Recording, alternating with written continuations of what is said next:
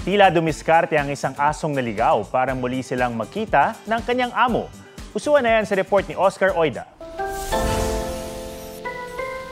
Tila nakikipagkarera sa motorsiklo ang isang aso, pero tumigil din ito nang pumreno ang nagmumotor na magkasintahang Denise Ann at David.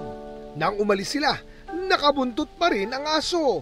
Halos 3 kilometro ang tinakbo ng aso mula Lawag City hanggang sa nakarating sa bahay ng magkasintahan sa San Nicolas, Ilocos Norte.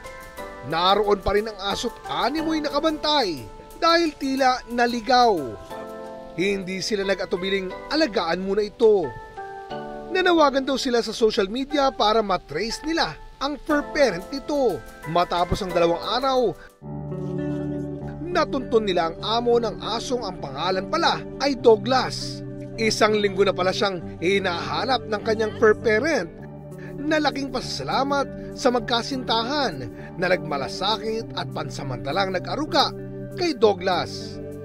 Ay parang tao na rin po yan, masyado po siyang malambing, kumakatok sa kwarto. Siya ang tigagising namin sa gabi pag gusto niya pumasok sa kwartong matulog. Oscar Oida, nagbabalita para sa GMA Integrated News. Huwag magpahuli sa mga balitang dapat niyong malaman. Mag-subscribe na sa GMA Integrated News sa YouTube.